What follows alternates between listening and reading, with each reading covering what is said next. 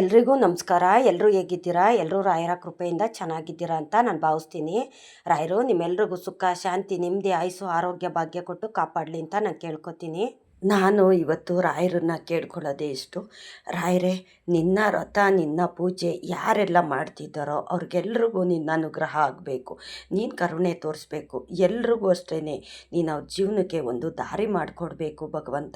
ಏಕೆ ಅಂತಂದರೆ ನಿನ್ನನ್ನು ಪೂಜೆ ಮಾಡೋದು ಏನಕ್ಕೋಸ್ಕರ ಮಾಡ್ತಾರೆ? ಅವ್ರ ಮನೆ ಕಷ್ಟ ನಷ್ಟ ಎಲ್ಲ ದೂರ ಮಾಡಿ ಅವ್ರ ಜೊತೆ ನೀನಿರಬೇಕು, ಅವ್ರ ಬಡತನದಲ್ಲಿ ನೀನಿರಬೇಕು ಅಂತ ತಾನೇ ನಿನ್ನ ಪೂಜೆ ಮಾಡೋದು. ಹಾಗಾಗಿ ಅವ್ರು ಎಷ್ಟು ಪೂಜೆ ಮಾಡ್ತಾರೆ, ಅವ್ರ ಮನಸ್ಸಲ್ಲಿ ಎಷ್ಟು ನೋವಿದೆ, ಎಷ್ಟು ಅವರು ನಿಮ್ಮನ್ನು ನಂಬಿದ್ದಾರೆ. ಅವರು ನನ್ನ ತಂದೆ ಇದ್ದಾರೆ, ನಮ್ಮ ಜೊತೇಲಿ ಯಾರೋ ಇದ್ದಾರೆ, ನನಗೆ ಒಳ್ಳೇದು ಮಾಡ್ತಾರೆ, ರಾಯರನ್ನ ಪಾದ ಹಿಡಿದ್ರೆ ನಮ್ಗೆ ರಾಯರು ಒಳ್ಳೇದು ಮಾಡ್ತಾರೆ ಅಂತ ನಿಮ್ಮನ್ನು ನಂಬಿ ತಾನೇ ಅವರು ಒಂದು ಉಪವಾಸ ವ್ರತ ಇದನ್ನೆಲ್ಲ ಮಾಡ್ತಿರ್ತಾರೆ. ಕೆಲವರು ನನಗೆ ಹೇಳ್ತಾರೆ, ನಾನು ನೀರನ್ನು ಸಹ ಕುಡಿದಿರೋ ಹಾಗೆ ನಾನು ಉಪವಾಸ ಮಾಡ್ತಾಯಿದ್ದೀನಿ ಏಕಾದಶಿ ದಿವಸ ಅಂತ ಹೇಳ್ತಾರೆ. ಮತ್ತು ಗುರುವಾರವೂ ಅಷ್ಟೇ ನಾನು ಉಪವಾಸ ಇದ್ದು ರಾತ್ರಿ ಒಂದು ಟೈಮು ನಾನು ಏನಾದರೂ ಲೈಟಾಗಿ ಚಪಾತಿನೋ ಇಲ್ಲ ಅವಲಕ್ಕಿನೋ ಈ ಥರ ತಿಂದು ನಾನು ಉಪವಾಸ ಬಿಡ್ತೀನಿ. ರಾಯರಿಗೆ ನನಗೆ ಎಷ್ಟು ಗೊತ್ತಿದೆಯೋ ಅಷ್ಟು ನಾನು ಸೇವೆ ಅನ್ನೋದು ನಾನು ಮಾಡ್ತಾಯಿದ್ದೀನಿ. ರಾಯರು ಮಾತ್ರ ನಮ್ಗೆ ಒಳ್ಳೆಯದನ್ನೇ ಮಾಡ್ತಾಯಿಲ್ಲ. ನಾನು ಎಷ್ಟು ಕಣ್ಣೀರು ಹಾಕ್ತೀನಿ, ಎಷ್ಟು ಪೂಜೆ ಮಾಡ್ತೀನಿ, ರಾಯರು ನಮ್ಗೆ ಒಳ್ಳೇದು ಮಾಡ್ತಿಲ್ಲ ಏನಕ್ಕೆ ಅಂತ ಸುಮಾರು ಜನ ಹೇಳ್ತಾರೆ. ಮತ್ತು ರಾಯರ ಅನುಗ್ರಹ ಪಡೆಯೋದಕ್ಕೆ ನಾವೇನು ಸಾಹಸ ಅನ್ನೋದು ಮಾಡಬೇಕಾಗಿಲ್ಲ. ರಾಯರು ಕರುಣೆ ತೋರಿಸ್ಬೇಕು, ನಮ್ಮ ಮೇಲೆ ಕರುಣೆ ಬರಬೇಕು ಅಂತಂದರೆ ಪ್ರತಿಯೊಬ್ಬ ಮನುಷ್ಯನಿಗೂ ಅಷ್ಟೇ ಕರುಣೆ ಅನ್ನೋದು ರಾಯರು ತೋರಿಸ್ತಾರೆ. ನಾವೇನು ರಾಯರನ್ನ ಒಲಿಸ್ಕೊಳ್ಳೋದಕ್ಕೆ ನಾವು ಸಾಹಸನೇ ಮಾಡಬೇಕಾಗಿಲ್ಲ. ನಾವು ಯಾವ ಉಪವಾಸನಾಗಲಿ ವ್ರತ ಆಗಲಿ ಮಾಡಬೇಕಾಗಿಲ್ಲ. ಏಕೆ ಅಂತಂದರೆ ರಾಯರು ಯಾವುದೇ ಒಬ್ಬ ಮನುಷ್ಯ ಉಪವಾಸ ಇದ್ದು ಪೂಜೆ ಸೇವೆ ಮಾಡಿದ್ರೆ ರಾಯರು ಸಹಿಸ್ಕೊಳ್ಳೋದಿಲ್ಲ. ಏಕಾದಶಿ ದಿವಸ ವಿಷ್ಣುಗೋಸ್ಕರ ರಾಯರು ಉಪವಾಸ ಇರ್ತಾರೆ.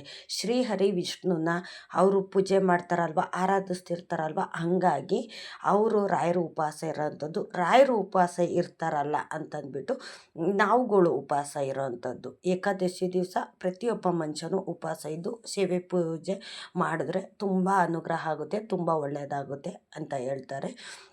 ಮತ್ತು ಪ್ರತಿ ಗುರುವಾರನೂ ಅಷ್ಟೇ ಸೇವೆ ಮಾಡೋದಕ್ಕೆ ನಾನು ಉಪವಾಸ ಇದ್ದೇನೆ, ನಾನು ಸೇವೆ ಮಾಡ್ತೀನಿ, ರಾಯರು ಪೂಜೆ ಮಾಡ್ತೀನಿ, ರಾಯರು ಮಠಕ್ಕೂ ಸಹ ಹೋಗ್ತೀನಿ, ಅಲ್ಲಿ ದೀಪನೂ ಸಹ ಬೆಳಗ್ತೀನಿ, ಹೆಜ್ಜೆ ನಮಸ್ಕಾರನೂ ಸಹ ಹಾಕ್ತೀನಿ. ಆದರೂ ನನಗೇನು ಒಳ್ಳೇದಾಗ್ತಿಲ್ಲ, ನನ್ನ ಕಷ್ಟ ಮಾತ್ರ ಹಾಗೆ ಇದೆ ಅಂತ ಸುಮಾರು ಜನ ಹೇಳ್ತಾರೆ. ಇನ್ನು ಕೆಲವರು ನನಗೆ ಕಮೆಂಟ್ ಹಾಕಿದರು, ನಿಮಗೆ ಹೂ ಪ್ರಸಾದ ಆಗುತ್ತಾ ಅಂತ ಕೆಲವ್ರು ಹಾಕಿದರು. ಇನ್ನು ಕೆಲವರು ಹೂ ಪ್ರಸಾದನ ನೀವು ಕೇಳಿ ನಮ್ಮ ಬಗ್ಗೆ ಅಂತಲೂ ಸಹ ಕೇಳಿದರು. ನಾನು ಯಾವತ್ತೂ ಅಷ್ಟೇ ರಾಯರ ಮುಂದೆ ನಿಂತ್ಕೊಂಡು ನಾನು ಹೂ ಪ್ರಸಾದ ಅಂತ ನಾನು ಕೇಳಿಲ್ಲ ನಾನು. ಏಕೆ ಅಂತಂದರೆ ರಾಯರ ಮೇಲೆ ನಮ್ಗೆ ನಂಬಿಕೆ ಇದೆ, ನಮ್ಗೆ ಒಳ್ಳೇದು ಮಾಡ್ತಾರೆ ಅನ್ನೋ ನಂಬಿಕೆ ಮಾತ್ರ ನಮಗಿರಬೇಕು. ನನಗೇನೇ ಒಂದು ಕೆಲಸ ಕಾರ್ಯ ಆಗಬೇಕು ಅಂದರೆ ಅದು ಒಳ್ಳೆಯದಾಗುತ್ತೆ ಅನ್ನೋದಾಯಿತು ಅಂತಂದರೆ ಮಂತ್ರಾಕ್ಷತೆ ರೂಪ ನಾನು ರಾಯರ ಹತ್ರ ಪ್ರಶ್ನೆ ಅನ್ನೋದು ಇಡ್ತೀನಿ. ಅದು ನಾನು 2-3 ನನ್ನ ಹತ್ರ ಕೇಳ್ಕೊಂಡು ಹೋದಾಗ ಅಷ್ಟು ಕೆಲಸನೂ ನನಗೆ ಮಾಡಿಕೊಟ್ಟಿದ್ದಾರೆ.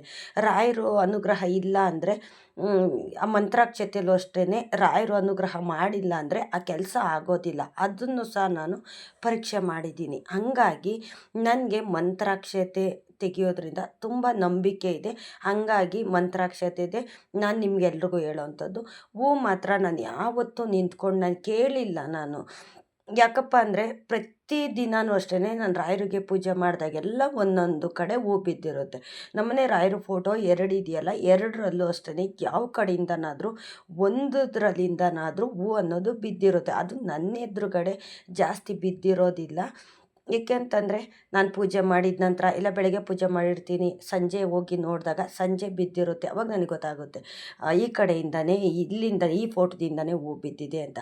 ಮತ್ತು ನಾವು ರಾಯರನ್ನ ಹೂ ಪ್ರಸಾದ ಕೇಳೋದು ಬಲಗಡೆ ಕೊಟ್ಟರೆ ಒಳ್ಳೆಯದಾ ಎಡಗಡೆ ಕೊಟ್ಟರೆ ಒಳ್ಳೆಯದಾ ಅಂತ ಕೆಲವ್ರಿಗೆ ಒಂಥರ ಇದಿದೆ, ಅನುಮಾನ ಇದೆ. ಬೇಡ, ರಾಯರು ಯಾವ ಕಡೆಯಿಂದನಾದರೂ ಹೂ ಅನ್ನೋದು ಬಿದ್ದರೆ ರಾಯರ ಫೋಟೋಯಿಂದ ಅದು ತುಂಬ ಒಳ್ಳೆಯದು.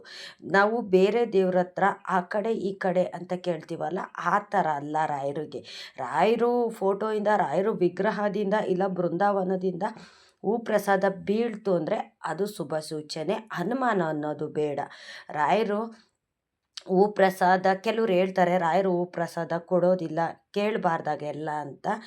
ಅದು ನನಗೆ ಗೊತ್ತಿಲ್ಲ. ರಾಯರು ಹೂ ಪ್ರಸಾದ ಕೊಡ್ತಾರೆ ಹೌದು, ಏಕೆ ಅಂತಂದರೆ ಎಲ್ಲ ದೇವ್ರುಗಳು ಕೊಡ್ತಾರಲ್ಲ, ಮತ್ತು ರಾಯರೇ ಅಂತೂ ಕೊಡೋದಿಲ್ಲ, ಖಂಡಿತ ಕೊಡ್ತಾರೆ. ನಾವು ಇಷ್ಟೊತ್ತು ನಿಂತ್ಕೊಂಡ್ರು ಸಹ ರಾಯರ ಫೋಟೋಯಿಂದ ಹೂ ಅನ್ನೋದು ಬೀಳೋದಿಲ್ಲ. ಆ ಥರ ಪ್ರಯೋಗನ ನಾನು ಯಾವತ್ತೂ ಅಷ್ಟೇ ನಾನು ಮಾಡಿಲ್ಲ. ನಾನು ಮಂತ್ರಾಕ್ಷತೆಯಲ್ಲಿ ಕೇಳಿದ್ರೆ ತುಂಬ ಒಳ್ಳೆಯದಾಗುತ್ತೆ, ನಂಗೆ ಅದನ್ನೆಲ್ಲ ಅನುಗ್ರಹ ಮಾಡಿದ್ದಾರೆ. ನಾನು ಸ್ಟಾರ್ಟಿಂಗ್ ಮೊದಲನೇ ವೀಡಿಯೋದಲ್ಲೇ ನಾನು ಅದನ್ನು ಹಾಕಿದ್ದೀನಿ. ನಾನು ಫುಲ್ಲು ಡೀಟೇಲಾಗಿ ಯಾವ ಥರ ಮಾಡೋದು ಅಂತ. ಆ ರೀತಿ ಕೇಳಿದಾಗ ನಾನು ಏನೇ ಒಂದು ಕೆಲಸ ಕಾರ್ಯ ಮಾಡೋದಕ್ಕೋದ್ರೂ ಅಷ್ಟೇ ಅದು ತುಂಬ ಒಳ್ಳೆಯದಾಗುತ್ತೆ. ರಾಯರ ಅನುಗ್ರಹ ಮಾಡಿದ್ದಾರೆ ನನಗೆ. ಹಂಗಾಗಿ ನಾನು ಮಂತ್ರಾಕ್ಷತೆಯಲ್ಲೇ ಕೇಳೋ ಅಂಥದ್ದು. ಮತ್ತು ಇನ್ನು ಕೆಲವರು ಹೇಳ್ತಾರೆ ನೀವೇ ಕೇಳಿ ನಮ್ಮ ಪರವಾಗಿ ಅಂತ. ಇಲ್ಲ, ನಾನು ಯಾವತ್ತೂ ಅಷ್ಟೇ ಮಂತ್ರಾಕ್ಷತೆಯಲ್ಲಿ ನಾನು ಕೇಳಿಲ್ಲ, ಮತ್ತು ಕೇಳೋಕ್ಕೆ ಹೋಗೋದು ಇಲ್ಲ. ನಮ್ಗೆ ಅಷ್ಟು ಟೈಮ್ ಇರೋದಿಲ್ಲ. ಪೂಜೆ ಮಾಡಿದ ನಂತರ ಒಂದು 10 ನಿಮಿಷ ದೇವ್ರ ಮುಂದೆ ಕೂತ್ಕೊಂಡು ನಾನು ರಾಘವೇಂದ್ರ ಸ್ವಾಮಿದ ಒಂದು ನಾಮಲೇಖನ ಹೇಳ್ತೀನಲ್ಲ, ಅಷ್ಟೇ ನನಗೆ ದೊಡ್ಡದಾಗಿರುತ್ತೆ. ಅಷ್ಟು ಟೈಮ್ ಅನ್ನೋದು ಇರೋದಿಲ್ಲ. ಹಂಗಾಗಿ ನಾನು ಆ ಥರ ಎಲ್ಲ ಏನು ಕೇಳೋಕ್ಕೆ ಹೋಗೋದಿಲ್ಲ.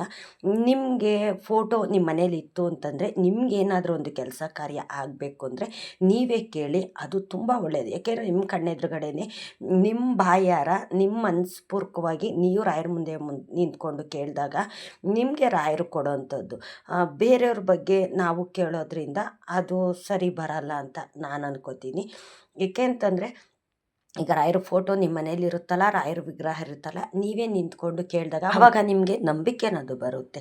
ನಿಮಗೆ ಗೊತ್ತಾಗುತ್ತೆ. ಆವಾಗ ನೀವು ಸ್ಪಷ್ಟವಾಗಿ ನಿಮ್ಮ ಕಣ್ಣಾರೆ ನೀವು ನೋಡ್ಬೋದು. ರಾಯರ ಮುಂದೆ ನಿಂತ್ಕೊಂಡು ನಿಮ್ಮ ಮನಸ್ಸಲ್ಲಿ ಏನಿದೆ ಅನ್ನೋದನ್ನೆಲ್ಲ ರಾಯರ ಮುಂದೆ ನಿಂತ್ಕೊಂಡು ಕೇಳಿದಾಗ ಅವರು ಕೊಡ್ತಾರೆ. ಅವರು ಖಂಡಿತ. ಏಕೆ ಅಂತಂದರೆ ನಿಮ್ಮ ಬಗ್ಗೆ ಬೇರೆಯವ್ರು ಕೇಳೋದಕ್ಕಿಂತ ನಿಮಗೆ ನೀವೇ ಕೇಳೋದು ಉತ್ತಮ ಅಂತ ನಾನು ಹೇಳ್ತೀನಿ.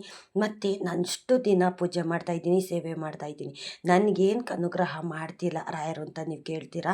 ರಾಯರು ಫೋಟೋ ಮನೆಗೆ ಬರೋದೇ ಒಂದು ಸೌಭಾಗ್ಯ. ರಾಯರು ಪ್ರಸಾದ ಮನೆಗೆ ಬರೋದೇ ನಮ್ಮ ಪುಣ್ಯ. ರಾಯರು ಮಂತ್ರಾಕ್ಷತೆ ನಮ್ಮ ಮನೆಗೆ ಬರೋದೇ ನಮ್ಮ ಅದೃಷ್ಟ ಅಲ್ವಾ. ರಾಯರು ನಮ್ಮ ಮನೇಲಿ ಇದ್ದಾರೆ, ರಾಯರು ಫೋಟೋ ನಮ್ಮ ಮನೇಲಿ ಇದೆ ಅಂತಂದರೆ ಆ ಮನೆಗೆ ಯಾವುದೇ ಒಂದು ಗಂಡಾಂತರ ಆಗಲಿ ಕಷ್ಟ ಆಗಲಿ ಬರೋದಿಲ್ಲ. ಯಾರೊಂದು ಕೆಟ್ಟದ್ದು ಮಾಡಿದರೂ ಅಷ್ಟೇ ಅದು ಬರೋದಿಲ್ಲ, ಬೀಳೋದಿಲ್ಲ. ಯಾಕೆ ಅಂತಂದರೆ ನಾವು ಹಲ್ವಾರು ವಿಷಯಗಳಲ್ಲಿ ಹಲ್ವಾರು ತಪ್ಪುಗಳನ್ನೋದು ಮಾಡ್ತೀವಿ. ಗೊತ್ತಿದ್ದು ಮಾಡ್ತೀವೋ ಗೊತ್ತಿಲ್ಲದೆ ಮಾಡ್ತೀವೋ. ಆ ಗೊತ್ತಿಲ್ಲದೆ ಮಾಡಿರೋದು ಬೇರೆಯವ್ರ ಮನಸ್ಸಿಗೆ ನೋವಾಗುತ್ತೋ ಇಲ್ಲ ಏನಾಗುತ್ತೋ ಅನ್ನೋದು ನಮಗೆ ಗೊತ್ತಾಗೋದಿಲ್ಲ. ಆವಾಗ ತಪ್ಪನ್ನೋದು ಮಾಡಿದಾಗ ನಮಗೆ ಏನಾದರೂ ಒಂದು ಈ ಥರ ಅನ್ನೋದು ಮನಸ್ಸಿನಲ್ಲೇ ಕಾಡ್ತಾ ಇರುತ್ತೆ. ಆವಾಗ ರಾಯರು ಅಷ್ಟೇ ಸೂಚನೆ ಅನ್ನೋದು ಕೊಡ್ತಾರೆ. ನಿನ್ನಿಂದ ಈ ಥರ ತಪ್ಪಾಗಿದೆ, ನೀನು ತಿದ್ಕೊಂಡು ನಡಿ ಅಂತಲೂ ಅಷ್ಟೇ ರಾಯರು ಸೂಚನೆ ಅನ್ನೋದು ಕೊಡ್ತಾರೆ. ಆವಾಗ ನಾವು ಅರ್ಥ ಮಾಡ್ಕೋಬೇಕು. ರಾಯರ ಮಂತ್ರಾಕ್ಷತೆ ಮನೇಲಿದೆ, ರಾಯರ ಫೋಟೋ ಮನೇಲಿದೆ, ನೀವು 2 ಟೈಮು ರಾಯರು ಪೂಜೆ ಮಾಡ್ತಾಯಿದ್ದೀರ. ಮತ್ತು ನಾನು ಹೇಳ್ತೀನಿ, ರಾಯರ ಮಟ್ಟಕ್ಕೆ ನೀವೆಷ್ಟು ಹೋಗ್ತಿರೋ ಅಷ್ಟು ನಿಮ್ಗೆ ಒಳ್ಳೆಯದಾಗುತ್ತೆ. ರಾಯರ ಆಶೀರ್ವಾದ ಸಿಗುತ್ತೆ. ಬರೀ ನಾವು ಮನೆಯಲ್ಲೇ ಪೂಜೆ ಮಾಡಿ ಮನೆಯಲ್ಲೇ ಉಳ್ಕೊಳ್ಳೋದಕ್ಕೆ ಹೋಗಬಾರ್ದು.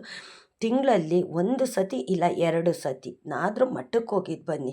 ರಾಯರ ದೃಷ್ಟಿ ನಿಮ್ಮ ಮೇಲೆ ಬೀಳಬೇಕು, ರಾಯರ ಆಶೀರ್ವಾದ ನಿಮ್ಮ ಮೇಲಿರಬೇಕು.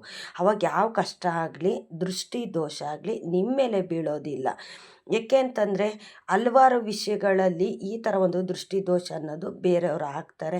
ಅದು ನಮ್ಮ ಮನೇಲಿರೋ ಜನಕ್ಕೆ ಹೊಡಿಬೋದು, ಇಲ್ಲ ಒಂದು ಪ್ರಾಣಿ ಪಕ್ಷಿಗಳಿಗೆ ಹೊಡಿಬೋದು, ಇಲ್ಲ ನಾವು ಬೆಳೆಸಿರೋಂಥ ಮರ ಗಿಡಗಳಿಗೆ ಆ ದೃಷ್ಟಿ ತಾಕೋವಂಥದ್ದು. ಈ ಥರ ಎಲ್ಲ ಒಂದು ಆಗ್ತಿರುತ್ತೆ. ಯಾಕಪ್ಪ ಅಂದರೆ ಡೈರೆಕ್ಟಾಗಿ ನಮಗೆ ಆ ದೃಷ್ಟಿ ತಾಕೋದಿಲ್ಲ. ನಾವು ನಂಬಿರೋಂಥ ದೇವರು, ನಮ್ಮ ಮನೆ ದೇವರು, ನಮ್ಮ ಗುರುರಾಯರು ನಮಗೆ ಹೊಡೆಯೋದಕ್ಕೆ ಬಿಡೋದಿಲ್ಲ. ಆವಾಗ ಏನಾಗುತ್ತೆ ಅಂದರೆ ಆ ದೃಷ್ಟಿ ಆ ಕಡೆ ಹೋಗುತ್ತೆ. ನಾವು ಬೆಳೆಸಿರೋ ಮರಗಳಿಗೆ ಇಲ್ಲ ಸಸಿಗಳಿಗೆ, ಇಲ್ಲ ಅಂದರೆ ಮನೇಲಿ ಸಾಕಿರ್ತಾರಲ್ಲ ಪ್ರಾಣಿ ಪಕ್ಷಿಗಳಿಗೆ ಈ ಥರ ಡೈರೆಕ್ಟಾಗಿ ಅವಕ್ಕೆ ಹೊಡಿತವೆ, ಡೈರೆಕ್ಟಾಗಿ ನಮಗೆ ಹೊಡೆಯೋದಿಲ್ಲ. ಆ ಟೈಮಲ್ಲಿ ಒಂದು ತುಳಸಿ ಒಣಗೋದಾಗಿರ್ಬೋದು, ಇಲ್ಲ ನೀವು ಮನೆ ಮುಂದೆ ಏನಾದರೂ ಹೂ ಗಿಡ ಹಾಕಿರೋದು, ಇಲ್ಲ ಒಂದು ಮರ ಹಾಕಿರ್ತೀರಲ್ಲ ನೆರಳಿಗೆ ಅಂತ, ಅದು ಏನಾದರೂ ಒಂದು ಒಣಗ್ತೈತೆ. ಇಲ್ಲ ಅಂದರೆ ನಿಮ್ಮ ಮನೆಯಲ್ಲಿ ಏನಾದರೂ ಪ್ರಾಣಿ ಪಕ್ಷಿ ಸಾಕಿರ್ತೀರಲ್ಲ ಆ ಪ್ರಾಣಿ ಪಕ್ಷಿಗೆ ಹೊಡೆಯುತ್ತೆ. ಈ ಥರ ಒಂದು ಸೂಚನೆ ಅನ್ನೋದು ದೇವ್ರುಗಳು ಕೊಡ್ತಾರೆ, ರಾಯರು ಕೊಡ್ತಾರೆ. ಹಂಗಾಗಿ ನಮ್ಗೆ ಗೊತ್ತಿದ್ದು ತಪ್ಪು ಮಾಡ್ತೀವೋ ಗೊತ್ತಿಲ್ಲದೆ ತಪ್ಪು ಮಾಡ್ತೀವೋ ಅದನ್ನೆಲ್ಲ ನೀನು ಪಾದಕ್ಕೆ ಹಾಕೋ. ನಾನು ಗೊತ್ತಿದ್ದು ತಪ್ಪು ಮಾಡೋದಕ್ಕೆ ನೀನು ದಾರಿ ಮಾಡಿಕೊಡ್ಬೇಡ ಭಗವಂತ. ನನಗೆ ಯಾರು ಕೆಟ್ಟದ್ದು ಮಾಡ್ತಾರೋ, ನನ್ನ ಮೇಲೆ ಯಾರು ಕೆಟ್ಟ ದೃಷ್ಟಿ ಹಾಕ್ತಾರೋ ಅವ್ರನ್ನೆಲ್ಲ ನೀನೇ ನೋಡ್ಕೊ ಅಂತಂದಾಗ ನಿಮ್ಮ ಮೇಲೆ ಬೀಳೋ ಅಂಥ ಕೆಟ್ಟ ದೃಷ್ಟಿ ದೋಷ ಮಾಟ ಮಂತ್ರ ಏನೇ ಇದ್ರೂ ಅದೆಲ್ಲ ನಿಮಗೆ ಸೈಡಾಗಿ ಹೋಗೋ ಅಂಥದ್ದು. ಈ ಥರ ರಾಯರು ಸೂಚನೆ ಕೊಡ್ತಾರೆ.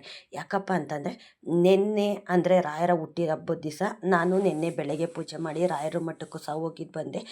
ಸಂಜೆ ಹೋಗೋಕ್ಕಾಗಲಿಲ್ಲ ನನಗೆ. ಮನೆಯಲ್ಲೇ ಪೂಜೆ ಮಾಡಿದೆ ನಾನು. ಪೂಜೆ ಮಾಡಿ ದೀಪ ಹಚ್ಚಿ ರಾಯರ ಮುಂದೆ ಒಂದು 10 ನಿಮಿಷ ಕೂತ್ಕೊಂಡು ನಾನು ಎದ್ದೆ. ಆವಾಗ ನಮ್ಮ ಮನೆಗೆ ರಾಯರದ್ದು ಪ್ರಸಾದ ಬಂತು. ಅಂದರೆ ಯಾರೋ ಒಬ್ಬರು ಮಂತ್ರಾಲಯಕ್ಕೆ ಹೋಗಿದ್ದು ಬಂದ್ವಿ ಅಂತ ತಗೊಳ್ಳಿ ಅಂದ್ಬಿಟ್ಟು ರಾಯರ ಪ್ರಸಾದನ ನಮ್ಮ ಮನೆಗೆ ತೊಗೊಂಡು ಬಂದು ಕೊಟ್ಬಿಟ್ಟು ಹೋದರು. ನನಗೆ ತುಂಬ ಖುಷಿಯಾಯಿತು. ರಾಯರು ಮುಸ್ಸಂಜೆ ಟೈಮಲ್ಲಿ ಗೋಧೂಳಿ ಟೈಮಲ್ಲಿ ನಾನು ರಾಯರಿಗೆ ದೀಪ ಹಚ್ಚಿ ಪೂಜೆ ಮಾಡಬೇಕಾದ್ರೇ ರಾಯರ ಪ್ರಸಾದ ನಮ್ಮ ಮನೆಗೆ ಬಂದಿದೆ. ರಾಯರು ನಮ್ಮ ಜೊತೆಯಲ್ಲಿದ್ದಾರೆ, ನಮ್ಗೆ ಅನುಗ್ರಹ ಮಾಡ್ತಿದ್ದಾರೆ ಅಂತ ನಾವು ಅಂದ್ಕೋಬೇಕು. ರಾಯರು ಹುಟ್ಟಿದ ಹಬ್ಬದ ದಿವಸನೇ ನನ್ನ ಮನೆಗೆ ರಾಯರದು ಮಂತ್ರಾಲಯದಿಂದ ರಾಯರ ಪ್ರಸಾದ ಬಂತು. ಅದು ನಮ್ಮ ಪುಣ್ಯ ಅಲ್ವಾ, ನಮ್ಮ ಸೌಭಾಗ್ಯ ಅಲ್ವಾ. ರಾಯರು ಅವ್ರಿಗೆ ಸೂಚನೆ ಕೊಡ್ತಾರೆ, ಅವ್ರ ಮನಸ್ಸಿನಲ್ಲಿ ಹೋಗಿ ಸೂಚನೆ ಕೊಡ್ತಾರೆ. ಏನಪ್ಪ ಅಂದರೆ, ನನ್ನನ್ನು ಅವರು ನಂಬಿದ್ದಾರೆ, ನನ್ನ ಪೂಜೆ ವ್ರತ ಮಾಡ್ತಿದ್ದಾರೆ. ಅವರು ಮಂತ್ರಾಲಯಕ್ಕೆ ಎಲ್ಲ ಟೈಮಲ್ಲೂ ಬರೋಕ್ಕಾಗೋದಿಲ್ಲ, ಅವ್ರು ಅಂದ್ಕೊಂಡಾಗೆಲ್ಲ ಬರೋಕ್ಕಾಗೋದಿಲ್ಲ. ಹಾಗಾಗಿ ಅವ್ರ ಮನೆಗೆ ನನ್ನ ಪ್ರಸಾದ ಹೋಗಬೇಕು ಅಂತ ರಾಯರು ಇಚ್ಛೆ ಆಗಿರುತ್ತೆ, ರಾಯರು ಕೋರಿಕೆ ಆಗಿರುತ್ತೆ. ಹಂಗಾಗಿ ರಾಯರ ಪ್ರಸಾದ ನಮ್ಮ ಮನೆಗಳಿಗೆ ಬರೋವಂಥದ್ದು. ಸುಮ್ಮನೆ ರಾಯರ ಪ್ರಸಾದ, ರಾಯರ ಫೋಟೋ ನಮ್ಮ ಮನೆಗೆ ಬರೋಕ್ಕಾಗೋದಿಲ್ಲ. ನೋಡಿ, ಇದೇ ರಾಯರ ಪ್ರಸಾದ. ಮಂತ್ರಾಲಯಕ್ಕೆ ಹೋಗಿದ್ದಂಥವ್ರು ನನಗೆ ತಂದುಕೊಟ್ರು. ನನಗೆ ತುಂಬ ಖುಷಿಯಾಯಿತು.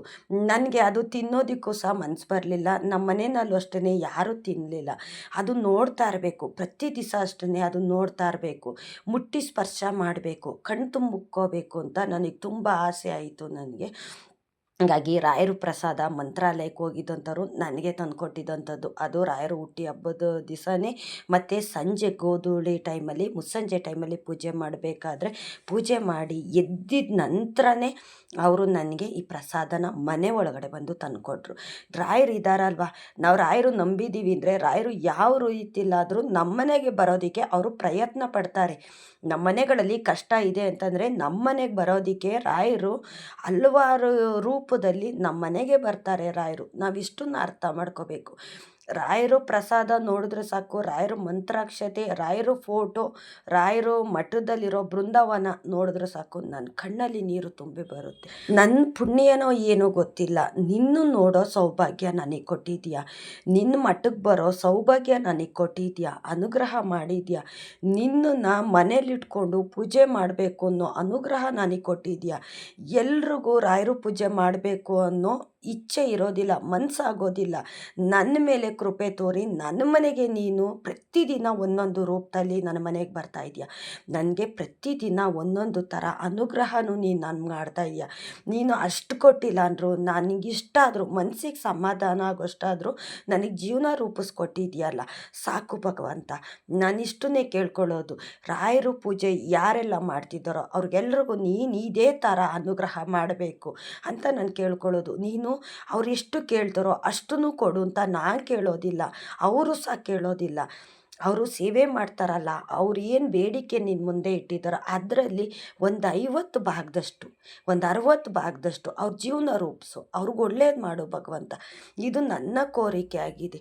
ನಾನು ಇದಕ್ಕೋಸ್ಕರ ಏನು ಸೇವೆ ಮಾಡಬೇಕೋ ಅದನ್ನು ನಾನು ಮಾಡ್ತೀನಿ ತಂದೆ.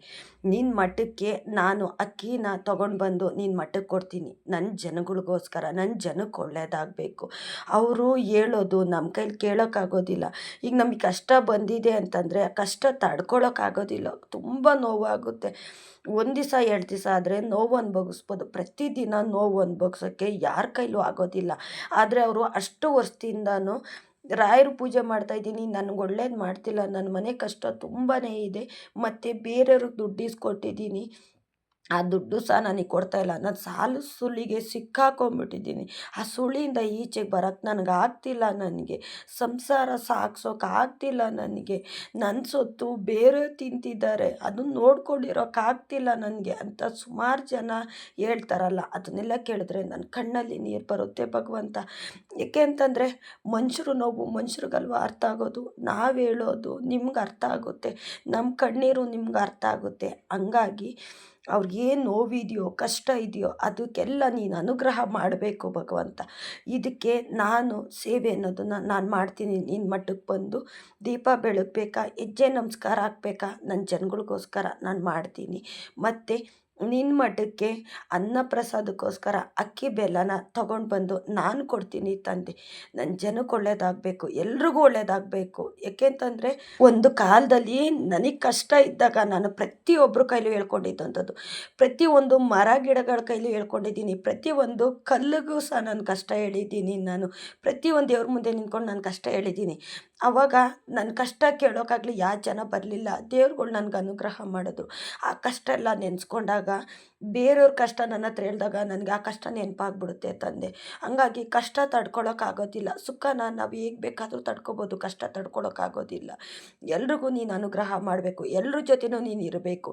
ನಮ್ಮಲ್ಲಿ ಏನೋ ಒಂದು ತಪ್ಪಿದೆಯಾ, ತಪ್ಪು ದಾರಿಗೆ ಹೋಗ್ತಾ ಇದ್ದೀವ, ತಪ್ಪು ಮಾಡ್ತಾ ಇದ್ದೀವ, ತಪ್ಪಿನ ದಾರಿಗೆ ಹೋಗ್ದಿರೋ ಹಾಗೆ, ತಪ್ಪು ಕೆಲಸ ಮಾಡ್ದಿರೋ ಹಾಗೆ ನಮ್ಮ ಜೊತೆಲಿ ನೀವಿರಬೇಕು. ಆ ದಾರಿಗೆ ಹೋಗೋ ದಾರಿ ತೋರಿಸ್ಬೇಡ, ನೀನು ಒಳ್ಳೆ ದಾರಿಗೆ ಕರ್ಕೊಂಡು ಬಾ.